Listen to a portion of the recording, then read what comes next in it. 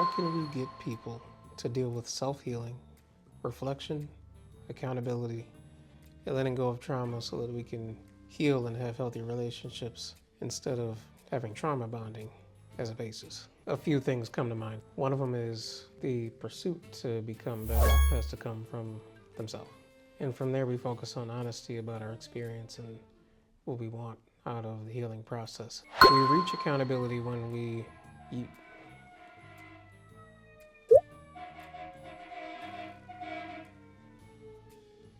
Accountability happens when we move from rejecting the past to accepting it and using it as a milestone and embrace it and accept it as opposed to running from it. Now, having uncomfortable feelings is uncomfortable. It's not something pleasant. And this is often why people kind of shy away from examining the past, shy away from embracing the history. But what we do with accountability is we take whatever the previous experiences are, we hold ourselves very tight to what the growth can be from that.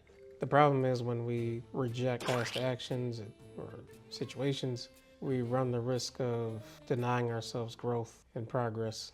But we do a lot of things to protect ourselves, including rejecting, denying, and deflecting whatever uncomfortable truth we have had. And with regards to trauma, it's not necessarily the case that we just get past it, it doesn't exist. It's not what we want to do.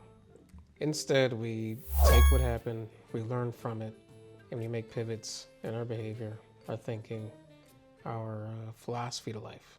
And for some people, maybe medication. For some folks, maybe therapy is enough. But we have to find our own way to healing, and we can't do it alone. So when we connect the idea of trauma and relationships, it's imperative that we do work on our stuff, we do heal, so that we're better for the unit. But when we have troubles in our own psyche, behaviors, and so on and so forth, it can put a strain on the relationship. And this isn't to say don't be in a relationship if you have some issues, stay away from people, avoid people. That's not what I'm saying at all. But it's imperative that we find our weak spots and we refine them, we improve. But he also brought up the idea of being alone. And it's good to be alone. It's good to have some space to have some quietude so that we can reflect a bit more, be a little more honest with ourselves, because I feel like these are when our thoughts are most honest and most probably in their purest form. But as I like to say in my books, is we want to avoid becoming the very thing that caused us trouble, becoming the very person that did bad to others. And at times we can end up quote unquote bleeding on people when we don't adjust our own attitudes, perspective, life path. How did I become the one everyone depends on? Who am I if I'm not the strong one for everybody else? Interesting question. I think that we have had childhood experiences depending on our birth order. We've been a person for so long that everybody kind of utilized, relied on, sought help from. And it's important that we find our balance when we become this Mansa Musa, if you will, being giving to everybody. It can have a detriment on our well-being mentally, physically, and relationally. And I think the relational part is much more important because we get to a space where we look at everybody with this lens like they're there to be a burden, they're there to need me and everything else.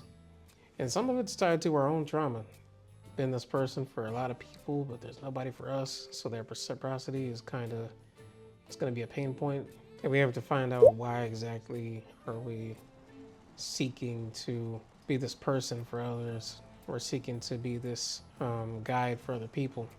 And oftentimes I do find that it could be just a distraction from themselves. It could be a pursuit to find themselves.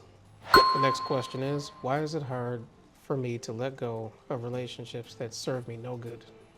And this is where we go back to core beliefs. I want to reference that a lot. But core beliefs it's this thing where we have an objective, we have a goal for ourselves. And based on what we think, how we should proceed with life, the rules to life we have, it leads us down to choose certain actions that like staying in a relationship that's no good for you. And you got to find that core belief, that very thing that's keeping you from doing the opposite of what you've been doing. Um, like the belief could be good sometimes and it may not be, but if it's good, how are we acting it out? And is this really getting us, that happy, peaceful, satisfied life? And on the other end, do we have this belief that's not good for us at all and we're just behaving in a way that's no good for us at all? How do I release emotions I ignored for years? I never thought you would ask. Shameless plug. Conversations you need. Right, so there are a number of things that people can do. Writing is something I personally love.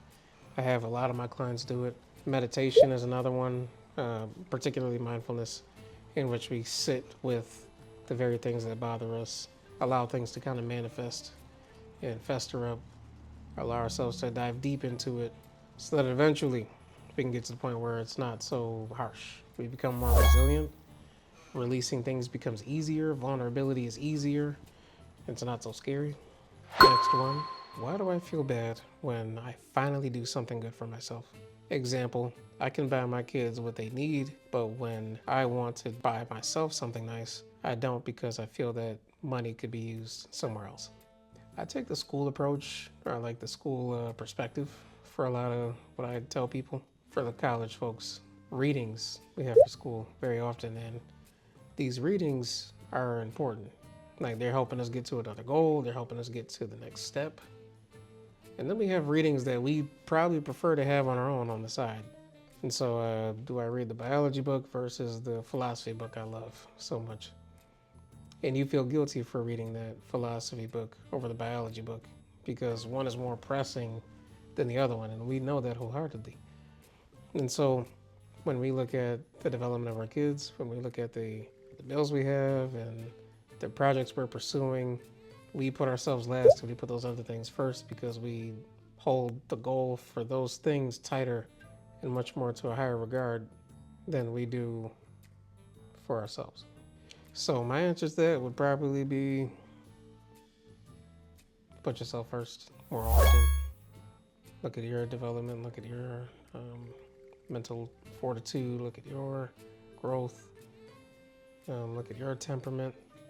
And what does it mean to improve that? What does it mean to shape yourself in a way to have a little bit more pleasure in your day? So this is where the balance is sort of, hold yourself in a higher regard than other things, but reasonable. How do I say no without feeling like I let somebody down? Again, core beliefs. We have to look at why exactly is no such a taboo in some respects to some people. And when we find that answer, we just have to dispute it. Some people, especially with family, there's this strong filial duty, which is not a bad thing. There's a sense of obligation, which is not terrible either. But it's how we behave based on those perceptions. Is this leading me to keep my finances? Is this leading me to overextend myself? And here we just have to, again, hold ourselves in a higher regard than other people, things, objectives.